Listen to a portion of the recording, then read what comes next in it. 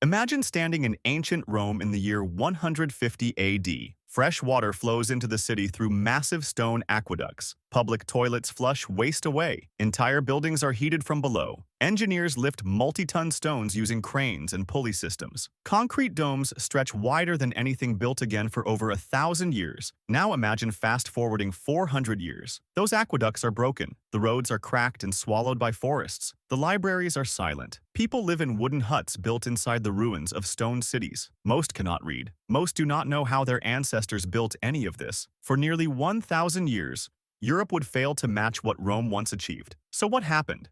How did humanity go backward? This is the story of how Rome didn't just fall. It took an entire millennium of progress with it. Rome's greatness wasn't just power or conquest.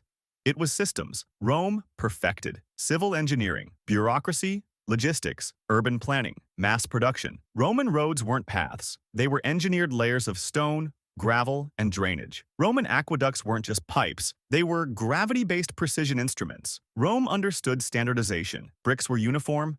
Measurements were consistent. Tools followed patterns. This allowed knowledge to scale. A Roman engineer trained in Spain could work in Gaul or Syria without relearning everything. That's the secret most people miss. Rome wasn't advanced because of genius individuals. Rome was advanced because knowledge was institutionalized, and institutions are fragile. Let's be clear about what was actually lost. Roman concrete could harden underwater. Modern scientists only rediscovered why in the 21st century. Roman water mills powered entire industrial zones. Roman cranes could lift obelisks weighing hundreds of tons. Roman medical tools resemble modern surgical instruments. Roman maps and surveying tools allowed empire-scale planning. They even experimented with steam power, not for industry, but as proof of concept. None of this was magic. But once the system collapsed, no one remembered how to teach it. Rome's decline wasn't dramatic at first. It was administrative suicide. Emperors ruled for months. Generals seized power. Civil wars became routine. When leadership changes violently, continuity dies. Projects are abandoned.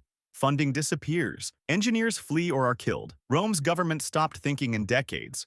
It started thinking in weeks. Infrastructure needs stability. Knowledge needs peace. Rome had neither. As instability grew, trade collapsed. Coins were debased. Inflation destroyed trust. Long-distance trade vanished. Cities shrank. And when cities shrink, specialists disappear. An aqueduct requires quarry workers, engineers, surveyors, masons, maintenance crews. When even one link breaks, the entire system fails. By the 5th century, Western Europe simply lacked the human complexity to sustain Roman technology. Progress didn't fall. It bled out slowly. This is where the real disaster happened. Rome stored knowledge in books. Books require literacy copying protection. As cities collapsed, literacy collapsed with them. Libraries burned, not always intentionally, but through neglect. Manuscripts rotted. Scholars vanished. By 600 AD, most of Western Europe could no longer read classical Latin. Think about that. They could still see Roman buildings, but could not read the instructions that built them. Knowledge without readers is dead knowledge. This part is often misunderstood. The rise of Christianity did not destroy science, but it redirected priorities. The Roman world believed in progress on earth. The medieval world focused on salvation beyond it. Engineering was no longer sacred. Faith was. Monasteries preserved some texts, but mostly religious ones. Practical sciences became secondary, and progress doesn't survive as a side hobby. The term Dark Ages isn't an insult. It describes a real collapse in urban life engineering literacy technology. In some regions, stone construction disappeared. Roads turned into myths. Even Roman coins were reused as jewelry. Europe didn't just stop advancing. It forgot how to remember. Here's the twist. Roman knowledge didn't vanish globally. It survived in Byzantium, the Islamic world. Baghdad preserved Greek and Roman science. Roman medicine lived on in Arabic texts. Astronomy advanced elsewhere. Europe lost progress. Humanity didn't. This is why the Renaissance wasn't a rebirth. It was a re-import. When Renaissance scholars rediscovered Roman texts, they were stunned. They weren't rediscovering ideas. They were rediscovering lost superiority. Michelangelo studied Roman ruins like alien technology. Architects realized they were centuries behind their ancestors. Humanity had gone backward. That realization changed everything. Rome proves something terrifying. Progress is not inevitable. Civilization is not permanent. Knowledge dies without protection. Rome didn't lose progress in fire. It lost it through neglect, instability, and forgetfulness. And that is the most dangerous way to lose anything. Rome didn't fall in a day. It fell in silence. and it took 1,000 years for the world to hear the echo. By the time the 6th century arrived, the Western world was no longer living inside a fallen empire, but inside the echo of one. The Roman name still carried weight, but its meaning had changed. Where it once represented a living system of law, engineering, and administration, it now referred to a memory, an authority borrowed by new rulers who could not reproduce what they claimed to inherit. Kings ruled from former Roman cities without understanding the infrastructure beneath their feet. They taxed populations that could no longer generate surplus. They governed landscapes that had reverted to local survival rather than imperial coordination. This transition was not marked by a single moment of realization. No one stood in the ruins and declared that progress had ended. Instead, progress slipped away unnoticed, like a language slowly forgotten by its last speakers. Children grew up without seeing stone buildings constructed from scratch. Apprentices learned simpler techniques because simpler techniques were all that remained. When a bridge collapsed, it was not replaced with another bridge of equal strength. It was replaced with a ferry, or nothing at all. Each compromise lowered the ceiling of what future generations believed possible. The disappearance of Roman engineering was not just a loss of tools, but a loss of mindset. Roman builders thought in centuries. Their structures were designed to outlast their creators. Medieval builders thought in lifetimes, sometimes even seasons. This was not a failure of imagination, but a reflection of reality. Why build for the distant future when political authority might collapse next year? Why invest in stone when wood could be gathered quickly and replaced easily? The conditions that reward long-term thinking no longer existed.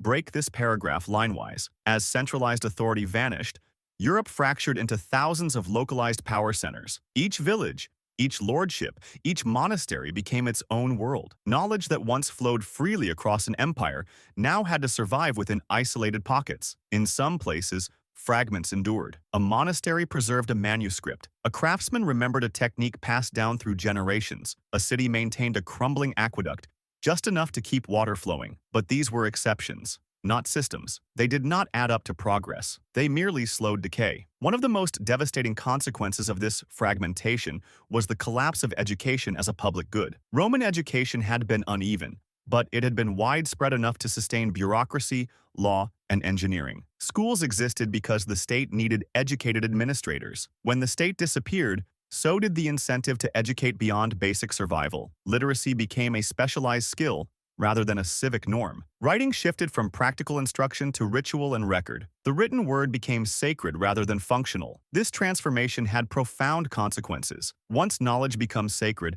it becomes static. Sacred texts are preserved but not questioned. They are copied but not expanded. Roman technical manuals required active engagement, experimentation, and adaptation. In a world where survival depended on tradition and authority, such texts felt dangerous or irrelevant. It was safer to preserve what was believed to be eternal than to pursue knowledge that demanded change. Meanwhile, the physical environment of Europe was changing in ways that reinforced regression. Without Roman land management, forests reclaimed farmland, roads disappeared beneath vegetation, urban centers depopulated as people moved closer to food sources. This process, often called de-urbanization, was not merely demographic, it was cognitive. Cities are engines of innovation because they concentrate people, ideas, and resources. When cities shrink or vanish, innovation slows to a crawl. Rural life favors continuity over experimentation, tradition over invention. As generations passed, the memory of Roman capability transformed into legend. Great roads were attributed to giants. Ruins were said to be built by ancient gods. The idea that ordinary humans once possessed the knowledge to build such things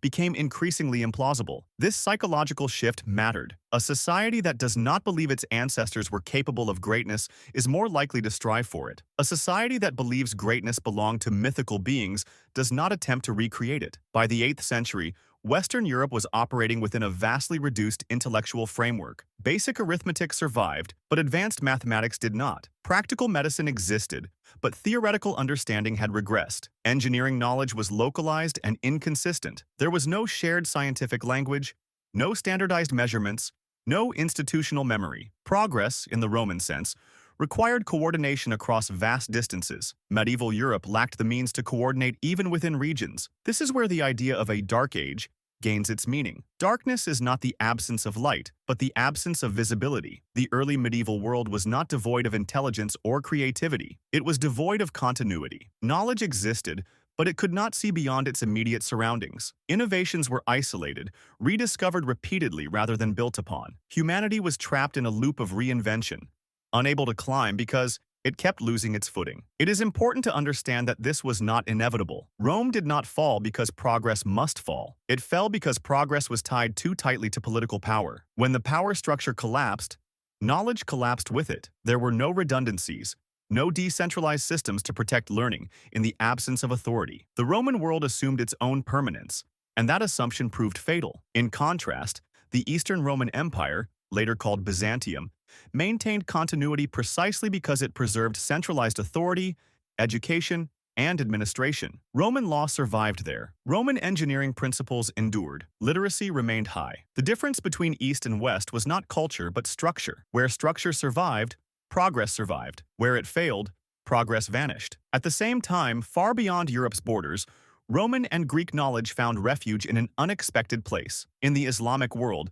scholars translated ancient texts into Arabic, preserved them, commented on them, and expanded upon them. Algebra advanced. Medicine flourished. Astronomy evolved. While Western Europe struggled to maintain basic literacy, other civilizations carried forward the torch Rome had dropped. This global contrast reveals the true nature of Rome's loss. Humanity did not lose 1,000 years of progress universally. Europe did. The Dark Ages were regional, not planetary. Progress did not die. It moved. But for the people living among Roman ruins, that distinction offered no comfort. They lived in the shadow of a past they could not access. As centuries passed, small improvements returned. Agricultural tools improved. Windmills appeared. Trade slowly revived. But these advances did not restore Rome's level of complexity. They built forward from a much lower baseline. Europe was not climbing from where Rome left off.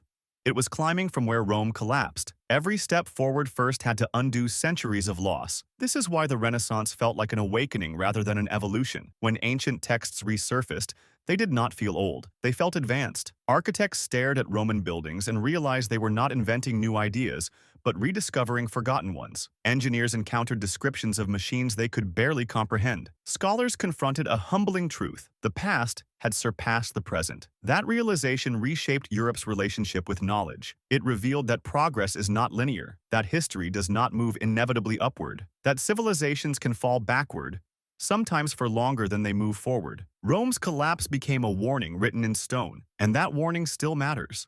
Because Rome's greatest failure was not moral decay or military defeat. It was its inability to imagine its own end. It built monuments, but not safeguards. It preserved power, but not redundancy. It advanced faster than it protected its achievements. And when the system failed, it failed completely. This is the core lesson of Rome's lost millennium. Progress survives only when knowledge is protected beyond the lifespan of institutions. Without that protection, even the greatest civilization can become a mystery to its own descendants.